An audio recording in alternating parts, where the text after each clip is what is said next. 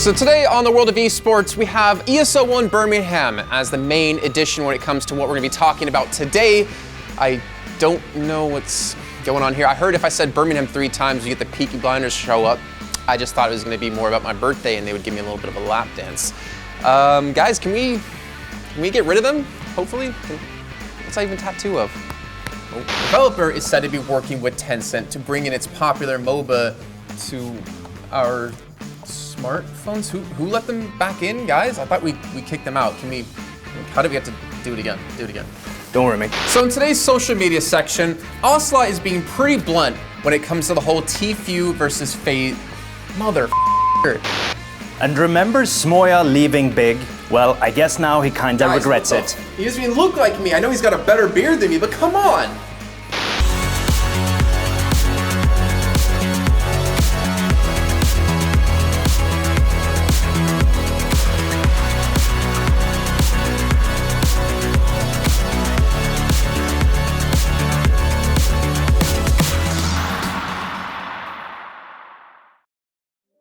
So this week, on today's episode of the World of Esports, we'll be covering a couple of different topics here. But with ESL One Birmingham coming up in just about a week's time, we wanted to give you a chance.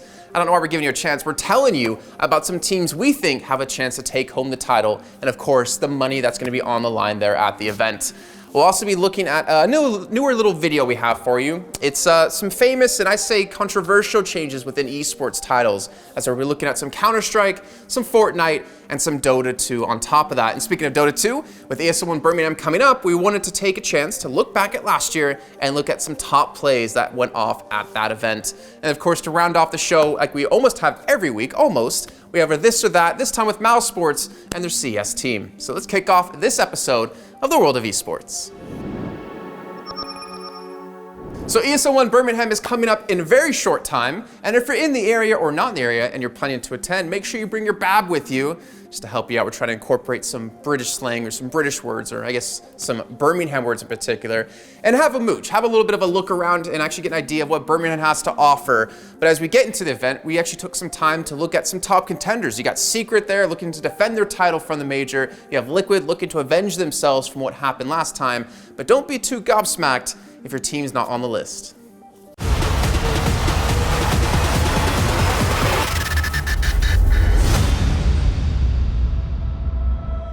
Birmingham, get ready as ESL One Birmingham returns for the second year in a row to bring some quality Dota 2 action. Last year was chock full of great plays and 2019 will be no different. But with Virtus Pro, last year's champions, not attending the event, let's see who has the biggest chances of lifting the trophy.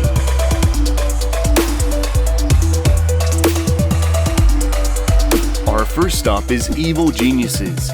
When it comes to Dota 2, this North American organization has a pedigree that many teams can only dream of.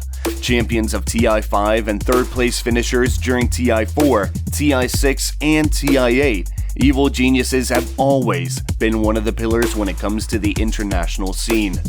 And even though they were eliminated early on in Birmingham last year, the hero you put so much time and effort into buying that Radiance is dead for 60 seconds, and Illidan, he's alive, he is ready and roaring to go, taking down every single one of Evil Geniuses. Surely a painful exit, the team has since then not only updated their roster, but also never stopped trying to get back on top, with their third place finish during the MDL Disneyland Paris Major being a perfect example and a good sign before the English tournament. Our next contender is Team Liquid, another international mix who have been playing together since January 2017, and so far have not showed any signs of changing that anytime soon.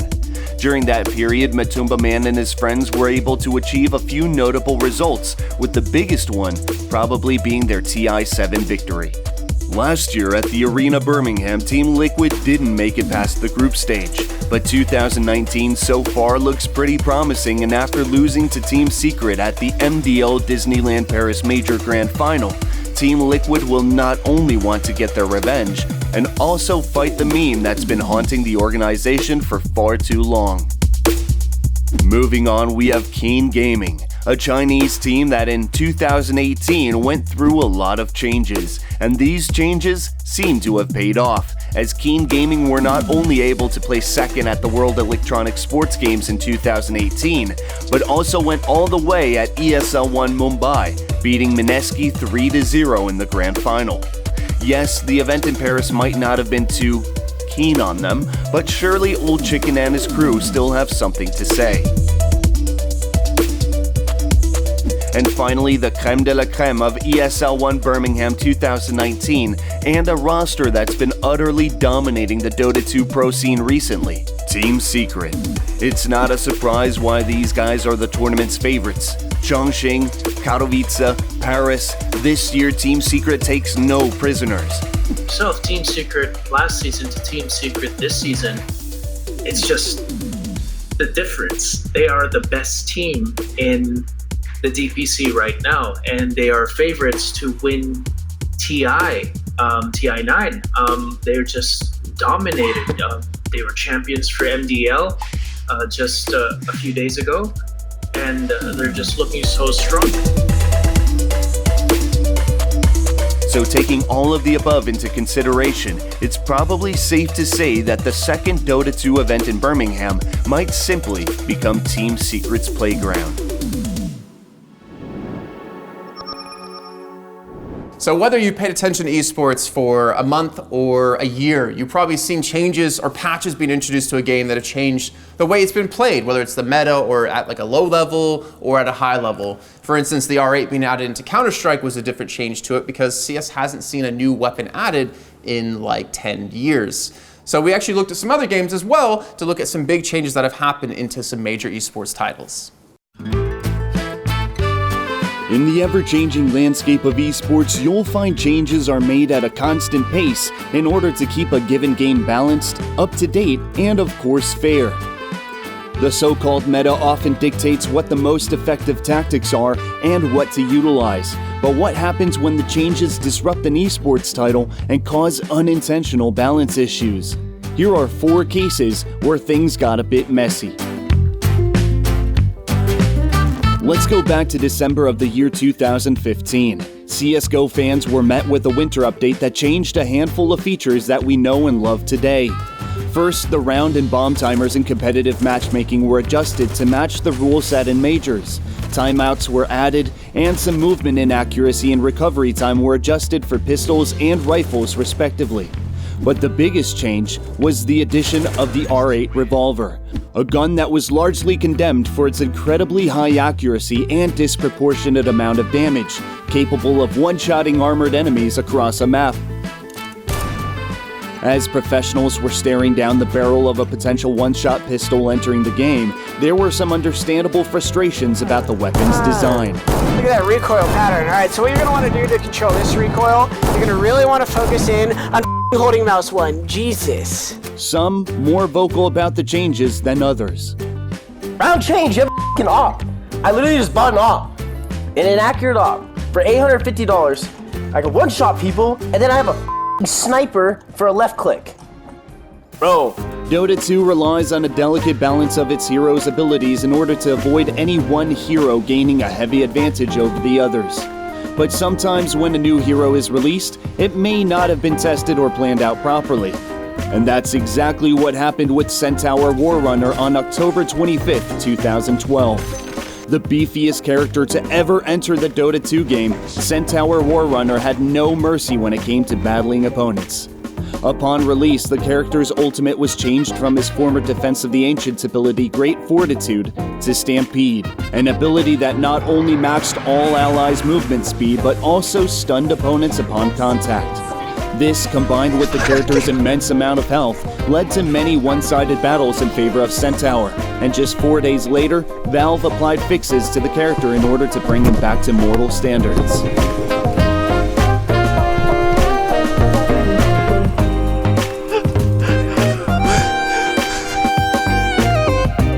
Now, just a few weeks ago, Epic Games removed the pump shotgun from the ever-popular game Fortnite. With that change, the developers have now brought themselves into the spotlight once again, with creators and professionals alike talking about the update. And spoiler alert, it's not all positive.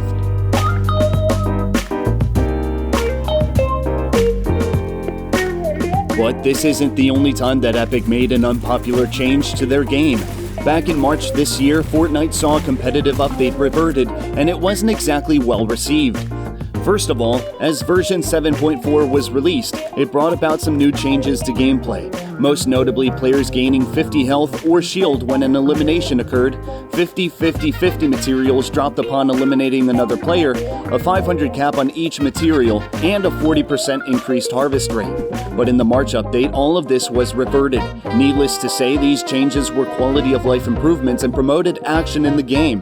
But Epic argued the settings had led to an unhealthy level of aggressive play. I'll let you decide how to interpret that.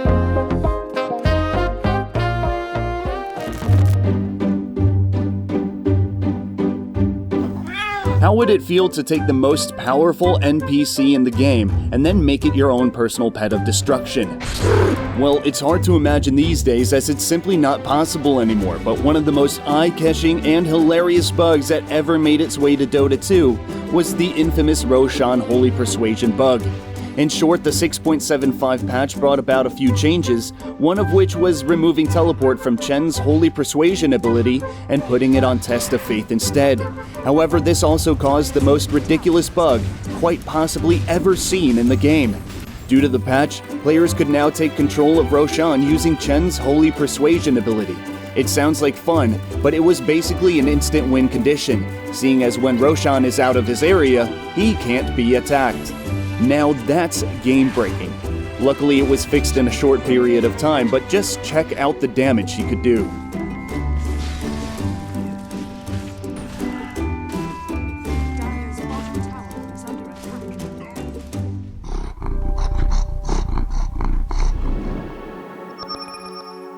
Now, I know all of you are looking ahead to the Birmingham event coming up in just a week's time for Dota 2, but unfortunately, Virtus Pro is not going to be there to defend their title, but luckily, you do have a chance to see them once again.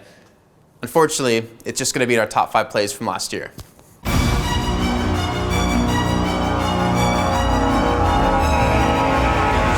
Available as HFN. If they catch him out, the Nightmare begins with the Dragon Tail follow-up. The BKB is on HFN, but he still needs a trigger to make things work. There goes the BKB, Eternal Envy, the wall installed, holding him inside the base. He wants to get out of this one. Familiar drops some level of control, and the Diffuser Sprint is doing the work. The Nightmare! He actually gets him out. No, he doesn't. Envy is ended. King RD does the work. Troll Warlord needs some time to fight. He's gaining it as well with the Hadouken. He's doing the damage, and they've got it. King RD. These are huge track kills, huge killing sprees to go the way of Pain Gaming. The Soul Assumption does the work. Here comes Universe, but he's the sole survivor. He'll come out. The stun is there. All 5 heroes. The Fnatic can be pushing up the daisies in a moment. Burrow strikes a bell, but Universe, where can you burrow? Up the hill and far, far away. No glimpse back. There is no place like home. Universe goes down. Tavo with the Hadouken.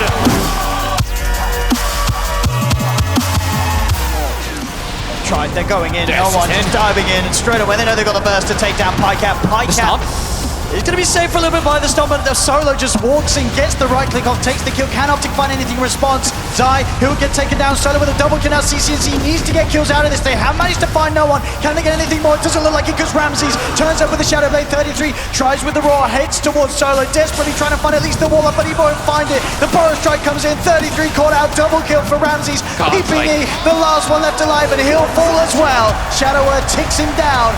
Optic Gaming getting wiped. Full 5-man hitting the deck. 22-6, 10k leader, 16 minutes in. Not really doing too much though against the Death Prophet, but they're focusing buildings. They're looking for the tier 4s and the throne. The glyph is forced. The golem will fall eventually, but they've lost their disruptor and forced to buy back. Now there's 4 alive from Newbie, and they've got the Luna up in 10 seconds time. Can they buy that time for her though? They're moving in with KP. They've got the Static Storm in onto Medusa. Super has been caught. The Glimmer is there with the epicenter forward. They're trying to take the Medusa down, but she's so tanky. Where's the damage? Where's the damage?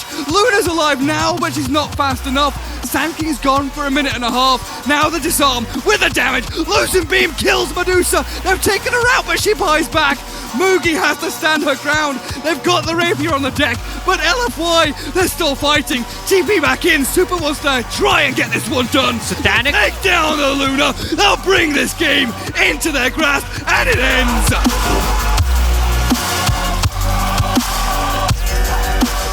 He's just trying to. They're gonna go base. They're gonna go. You gotta go. I think you just. I mean. Yep. Here it goes. Here we go. Yeah. Let's we're watch. into the game, boys. Let's see. The back door. Oh, look at it go! Backdoor That's protection needs a buff apparel. EG's gotta go for base 2. Oh no. They're going I to mean, force. surely they can't outdo what Fnatic's doing. Look at this speed. Oh, maybe they can. Envy alone. Envy's alone in there. I mean, he's just finishing it. He's absolutely just. Misery's coming in. He's just died. He lays the tombstone for himself and a tombstone for EG. Envy's killing it right through the back door. They've done it. Fnatic. No. Oh, 200 HP. The bed came back up. They're healing it. That's another tombstone. And okay, yeah, he's gonna get it. There we He go. does get it. Oh my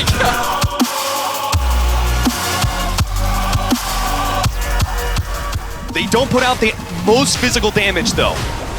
So maybe Pain. RTG lines up, but they're gonna try and get inside the Roshan pin. Managed to get Cogs onto 2. He's Cogs out of it. They can't get it to him. It's huge. They can't get them all down. The Age is picked up, and that is gonna be Liquid wiped inside the Roshan pin. GH is trying to focus. They want everyone away from HFN, but Pain, they wipe Liquid a 5-0.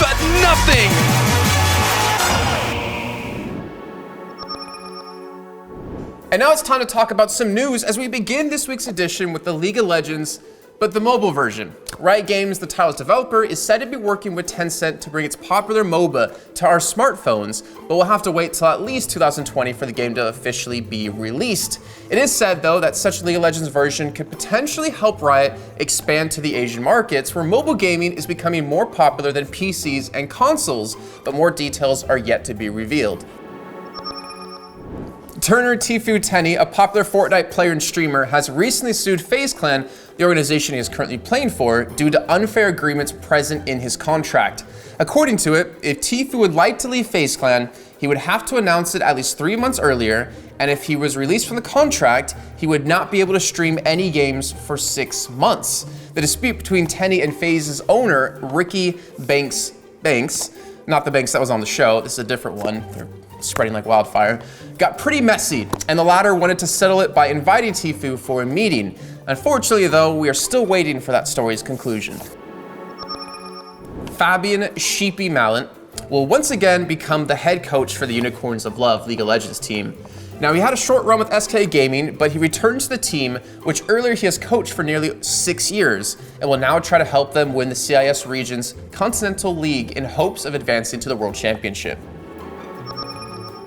Well, last Saturday, the World Health Organization officially voted for gaming disorder to be classified as a disease.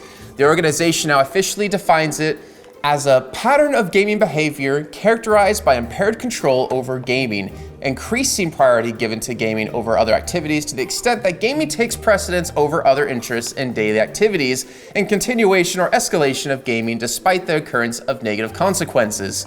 So as you can see, in many cases, it might be hard to distinguish a dedicated fan from a person that needs professional help. I need professional help. Someone give it to me. All right, Francois, I know you're not Howie today. We don't have our all-star cameraman. I'm gonna give you a chance to step up, okay? We have this or that coming up. We've got boxers. This is where the camera turns here. Yeah, if you're on a steady cam, you can't really turn it. If only he knew what he's doing. Or briefs. Got that right. We got a Speedo or a G-string, and then we have T or CT. Now, 2 out of these 3 questions we did not ask Mouse Sports, and you could probably guess which one we did. Hopefully, it's not gonna be the one you think it is, though, in our edition of This or That with Mouse Sports.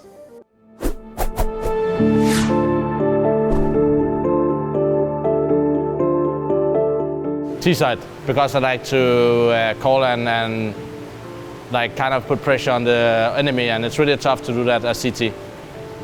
CT side, because I can play up. Streaming, I feel like streaming is fun, but it's something that takes a lot of mental drain as well, so I would do it if I didn't have a pro career, probably try to stream. Streaming because I love the fans. definitely USB. Because then I can fail on Kenyes in a 1v2 on cobblestone.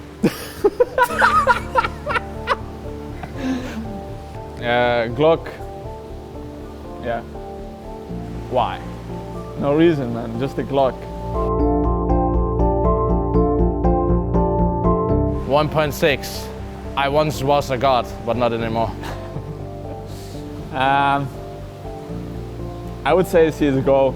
Even though I love 1.6 a lot and some things are better in that game, overall I think CSGO is the better game right now. But you were also bad in 1.6, so makes sense.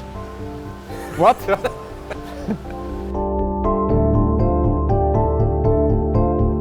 Close game.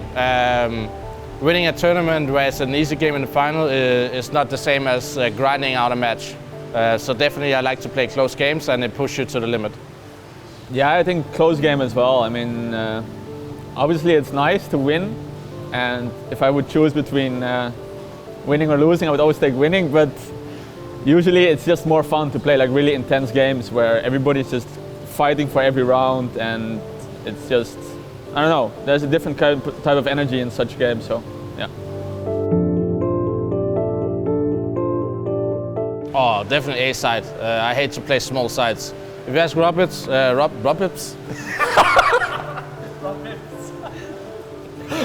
Okay, if you ask Robs, he would definitely say B side, but I think A side you can kind of rotate and you can do some more setups than playing a small side. I don't know, man. I'll just go B, because we already have someone on A.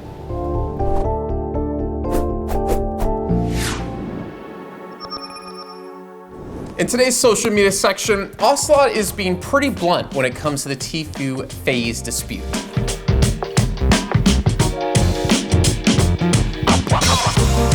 And of course, everyone remembers Smooya leaving Big. Well, I guess now he kind of regrets it.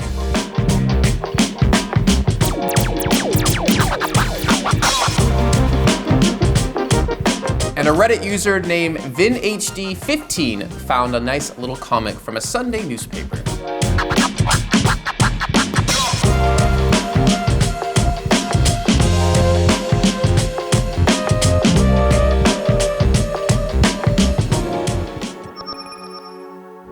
Oh yeah, the playstyle. So we've done this previously with like people like MBK. This time we have Rush from Cloud9 talking about Overpass and talking about how to defend that B bomb site.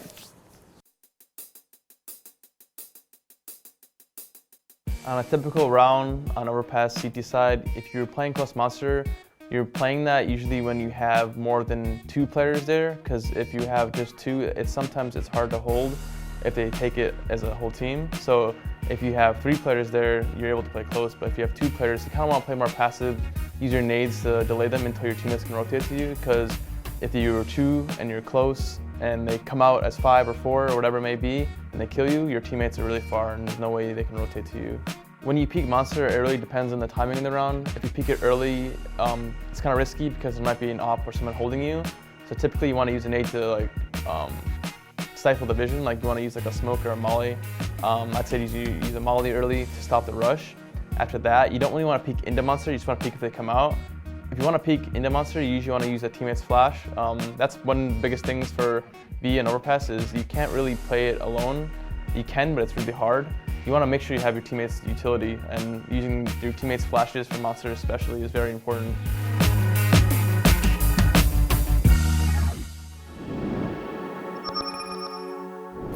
And with that, that's the final nail. Oh my God, don't freak out. The final nail hammered into the coffin of this episode of the World of Esports. I don't know we're talking about the show being dead because it's not in any way, but make sure to tweet to us with the hashtag World of Esports and let us know about anything you want us to see on the show, whether it's tournaments, games, players, etc. And also subscribe and like to the YouTube channel because we always like you guys getting involved in these shows and making sure you're a part of it and obviously checking out the show week to week. But that's going to do it for the show. I'm going to go teach these West Side Story boys how to play. I think it's some Captain Commando. So I've been Jason Kaplan. Thanks for watching and well played. All right, so what you want to do is you hit him in the penis. If they don't have a penis, you hit him in the vagina. Punch, punch, punch. No, you can't shoot them. Guys, you cannot shoot them. You have to use your controller. That's not how this game works. Oh my God, you just spam me with